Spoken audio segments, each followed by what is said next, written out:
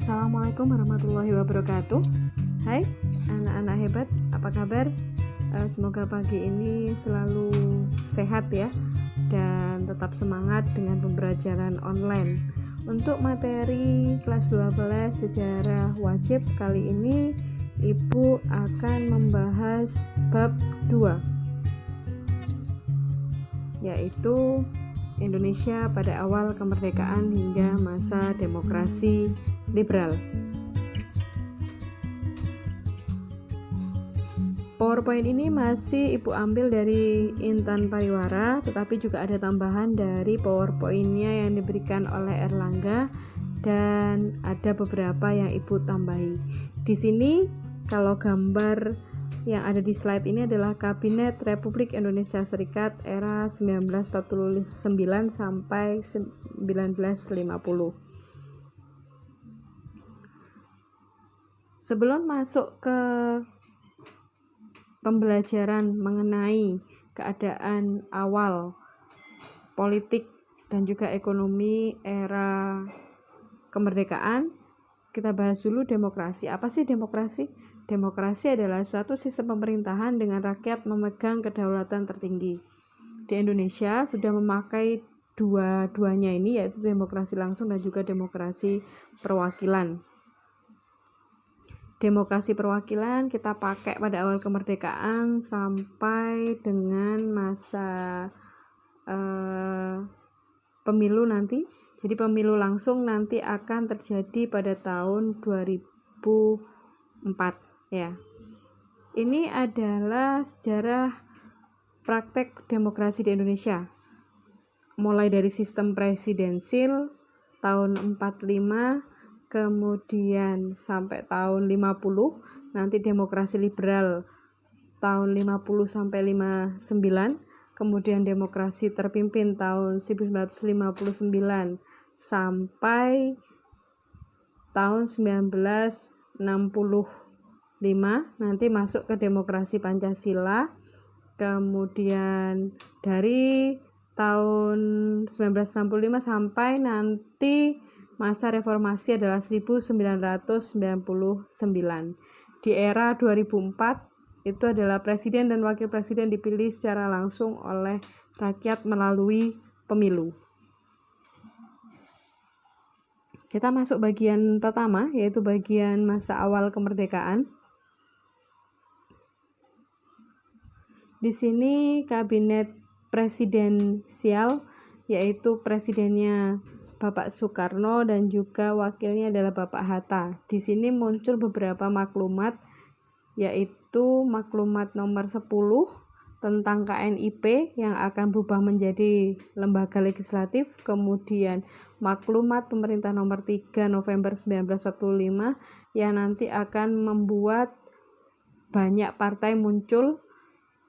Kemudian maklumat nomor 14 November 1945, di sini ada perubahan sistem pemerintahan dari presidensial menjadi sistem pemerintahan parlementer. Kehidupan politik awal kemerdekaan seperti yang Ibu katakan tadi itu berdasarkan maklumat-maklumat yang sudah dikeluarkan oleh presiden maupun wakil presiden. Yang belum dibahas adalah yang terakhir. Di sini adalah penerapan kebijakan rekonstruksi dan rasionalisasi angkatan perang atau RERA. Jadi RERA ini dilakukan untuk menyederhanakan angkatan perang pada saat itu. Jadi bagaimana rekrutmennya, pengaturannya, kemudian bagaimana jenjang jabatannya, kemudian itu semuanya dilakukan kebijakan RERA. Awal masa perjuangan itu di sini kita masih menata ya, apalagi kita harus berhadapan dengan pemberontakan dari dalam yang sudah kita bahas di bab 1. Jadi di sini Presiden Soekarno sempat memindahkan ibu kota kita ke Yogyakarta pada tanggal 4 Januari 1946 dengan alasan karena memang Jakarta sudah dikuasai Belanda dan kita harus tetap mempertahankan Republik Indonesia. Pada era 1945 sampai 1950 itu kita banyak perundingan ya, mulai perundingan Linggarjati, kemudian ada Renville, kemudian perundingan Romroyen, KMB, itu perjanjian-perjanjian yang ada di masa 1945 sampai 1950 yang memang membuat pemerintah itu harus berpikir keras, belum lagi harus berhadapan dengan pemberontakan dalam negeri. Ini adalah kabinet-kabinet pada era perjuangan tahun 45 sampai 50. Ada Syahrir. Ini di sini ada Syahrir 1, Syahrir 2, Syahrir 3, kemudian ini periodenya ya. Kemudian dilanjutkan Amir Syarifuddin, kemudian nanti Amir Syarifuddin dijatuhkan, digantikan kabinet Hatta. Kemudian nanti Amir Syarifuddin melakukan pemberontakan PKI Madiun yang sudah kita bahas di bab 1. Kemudian ada PDRI, ini Pemerintah Darurat Republik Indonesia. Pada saat itu PDRI dibentuk oleh atas perintah dari Presiden Soekarno, karena Presiden Soekarno ini menyiapkan. Jadi apabila suatu saat Presiden Soekarno ditangkap oleh Belanda, maka Belanda pasti akan mengumumkan kedaulatan Republik Indonesia sudah hilang. Karena itu, untuk mengantisipasinya, maka dibentuk Pemerintah Darurat Republik Indonesia. Yang ditunjuk adalah Safrudin Prawira Negara. Di sini, ini PDRI pada saat itu berkedudukan di Bukit Tinggi. Jadi ibu kota kita itu dari Jakarta pindah ke Yogyakarta, nanti dari Yogyakarta ke Bukit Tinggi. Nanti setelah Presiden Soekarno dan juga wakil presidennya dibebaskan oleh Belanda, maka ibu kota atau pemerintahan akan diberikan kembali ke Presiden Soekarno dan kembali ke Yogyakarta. Jadi urutannya seperti itu ya. Di sini jadi peran dari Safrudin Prawira Negara ini adalah presiden pengganti sementara, gitu ya. Lanjutnya adalah di sini kabinet terakhir pada masa perjuangan ini adalah Perdana Menteri Muhammad Hatta. Jadi kabinet terakhir sebelum nanti demokrasi presidensial akan berubah menjadi demokrasi liberal. Masuk ke berikutnya adalah demokrasi liberal. Jadi sistem demokrasi liberal ini tahun 1950 sampai 1959 ini dilakukan sesuai dengan konstitusi yang berlaku saat itu, yaitu kita menggunakan Undang-Undang Dasar Sementara 1950.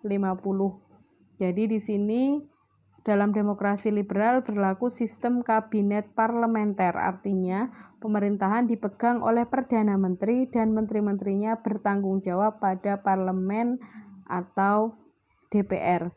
Di sini kalau menggunakan sistem seperti ini, maka presiden hanya merupakan lambang kesatuan. Jadi sistem pemerintahan ini dilaksanakan oleh Perdana Menteri. Di sini pada era demokrasi liberal ini ada dua partai yang paling kuat, yaitu Partai Masyumi dan juga Partai PNI. Dua partai ini pada suatu saat akan berkoalisi, pada kesempatan yang lain mereka juga akan bersaing untuk menduduki kabinet ya. Pada masa demokrasi liberal ini terjadi 7 kabinet. Jadi mulai kabinet Natsir, kabinet Sukiman, kabinet Wilopo, Ali Sastro Amijoyo I, Burhanuddin Harahap, Ali Sastro Amijoyo II, dan juga kabinet Juanda. Jadi ada 7 kabinet. Sekarang kita bahas satu-satu ya. Di sini bisa kalian baca kabinet Natsir.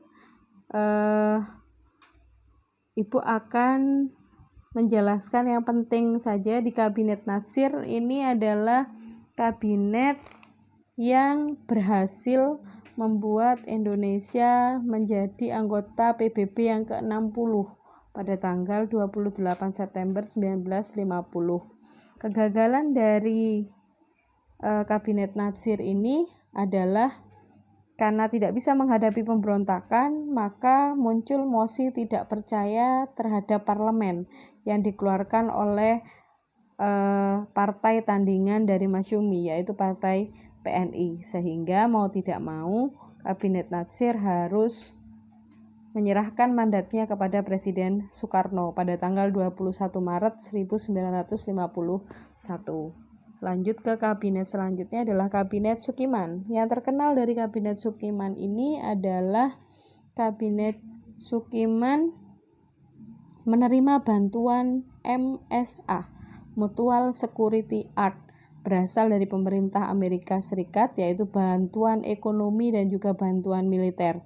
Karena bantuan inilah Kabinet Sukiman itu dianggap melanggar garis politik luar negeri Indonesia yang bebas aktif. Jadi dianggap condong ke blok barat, sehingga Kabinet Sukiman ini harus diturunkan.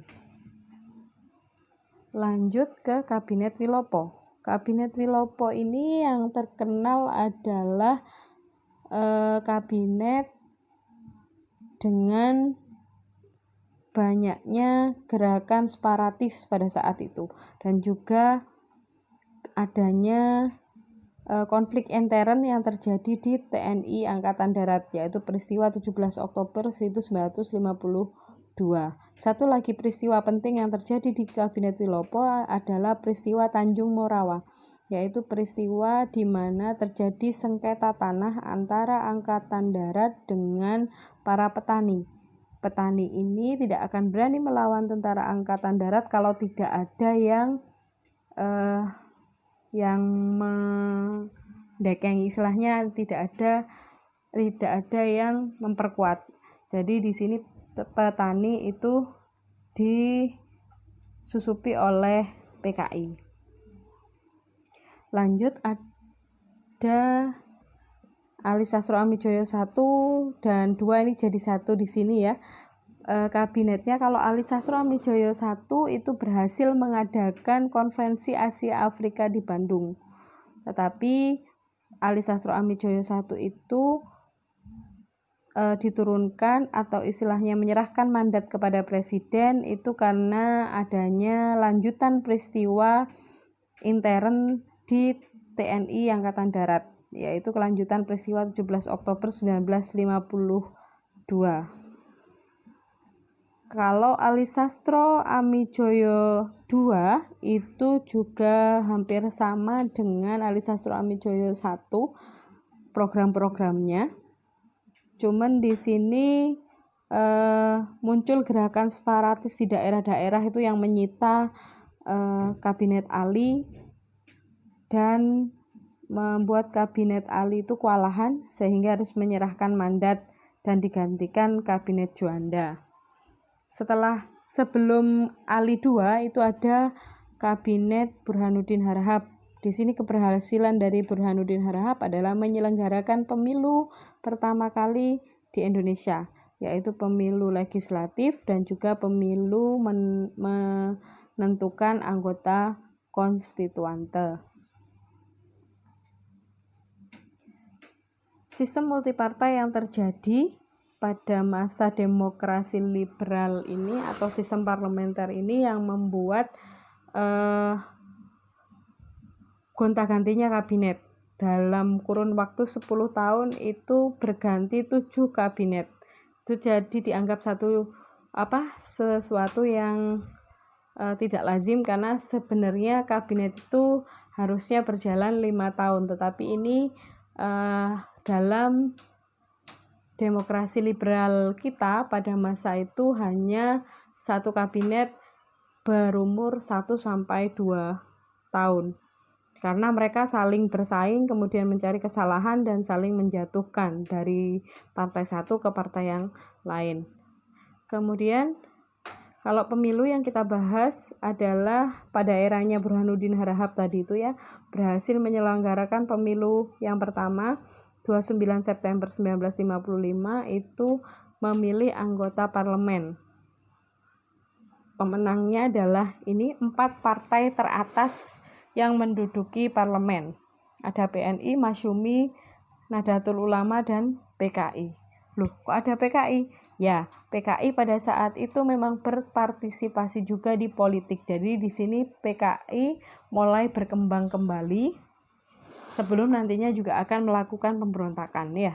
Di sini kemudian pemilu tanggal 15 Desember 1955 ini memilih anggota konstituante. Apa sih tugas anggota konstituante? Anggota konstituante ini nanti akan bertugas membuat undang-undang yang baru. Karena pada era 1951 sampai 1959 undang-undang kita itu masih UUDS, Undang-Undang Dasar Sementara 1950. Pemenangnya tetap 4 partai teratas, PNI, Masyumi, NU, dan juga PKI. Konstituante. Nah, ini. Konstituante ini nanti akan gagal menyusun undang-undang dasar itu dikarenakan 3 hal. Perdebatan, kemudian perselisihan antar partai, dan juga adanya desakan untuk kembali ke Undang-Undang Dasar 1945. Langkah lanjutannya nanti akan dilakukan usulan oleh Presiden kembali ke Undang-Undang Dasar 45, dan nanti Presiden Soekarno ini geram karena terlalu lama membuat undang-undang dari tahun 1955 sampai 1959 undang-undang tidak jadi-jadi, sehingga Presiden Soekarno membubarkan konstituante dan menerbitkan dekret Presiden 5 Juli 1959 yang mengakhiri demokrasi kita, demokrasi liberal, dan menuju ke demokrasi terpimpin. Sekarang ekonominya. Ekonomi masa awal kemerdekaan. Jadi di sini ekonomi masa awal kemerdekaan. Awal kemerdekaan kita belum punya mata uang ya. Jadi mata uang yang beredar itu adalah mata uang The Javanese Bank, kemudian mata uang yen yang beredar banyak di Indonesia sehingga membuat hiperinflasi. Kita sendiri, Republik Indonesia, belum mengeluarkan mata uang pada saat itu. Kemudian Belanda memblokade ekonomi kita, jadi kita tidak bisa mengeluarkan barang kita untuk dijual ke luar negeri karena Belanda memblokade Indonesia. Kemudian terjadinya kekosongan kas negara.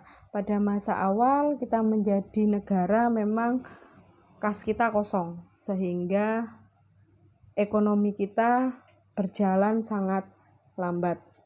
Upaya mengatasinya di sini ada nanti Presiden Soekarno akan mendirikan BNI, Bank Negara Indonesia. Kemudian kita juga akan melakukan diplomasi beras dengan India. Ini langkah luar negeri kita ya, hubungan luar negeri kita. Kemudian kita juga akan mendirikan Indonesian Office, Indov, di Singapura. Ini juga hubungannya keluar.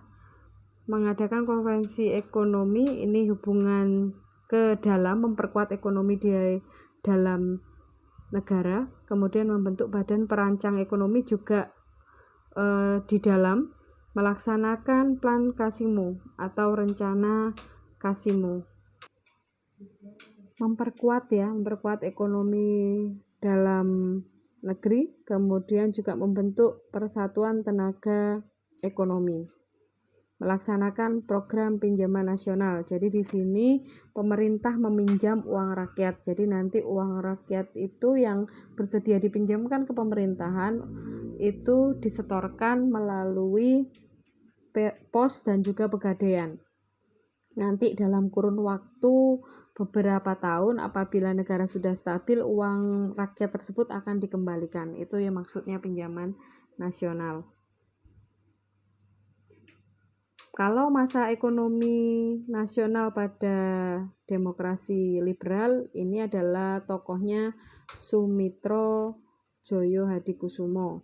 Di sini demokrasi liberal dianggap oleh Sumitro itu masih menemui berbagai hambatan dan membutuhkan strategi ekonomi yang memperkuat pengusaha pribumi. Di sini ada beberapa upaya mengatasi masalah ekonomi pada masa demokrasi liberal. Yang pertama adalah gerakan benteng.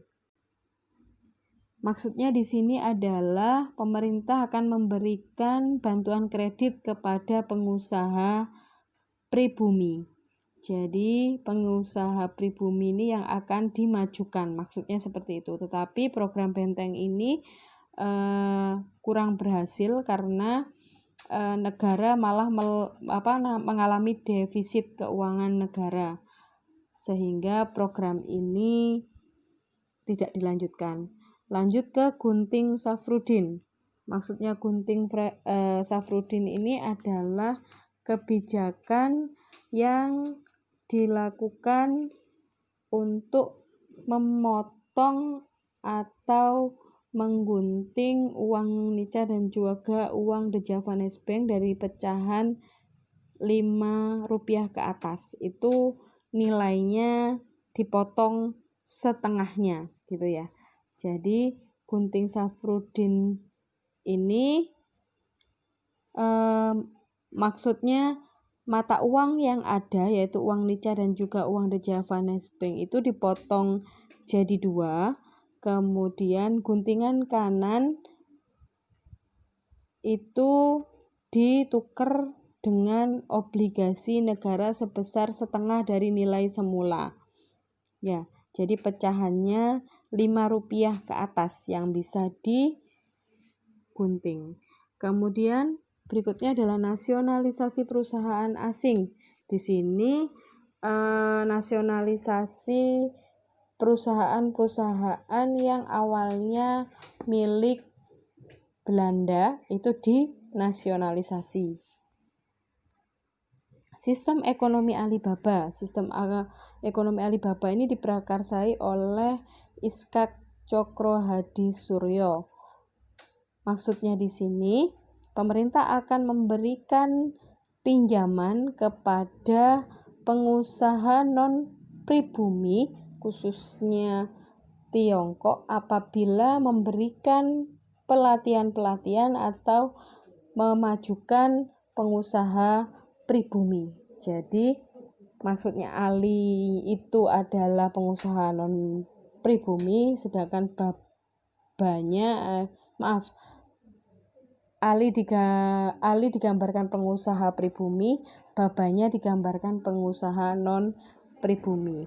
Jadi di sini pengusaha non pribumi itu harus memberikan pelatihan kepada pengusaha pribumi apabila ingin mendapatkan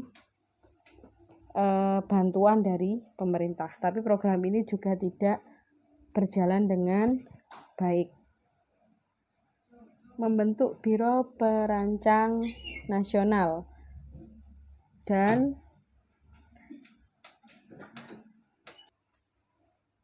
Biro Perancang Nasional ini itu dipimpin oleh Insinyur Juanda dan menyusun rencana pembangunan 5 tahun dalam jangka waktu 5 tahun untuk mengatasi perekonomian yang naik turun atau mengatasi depresi ekonomi yang terjadi di negara.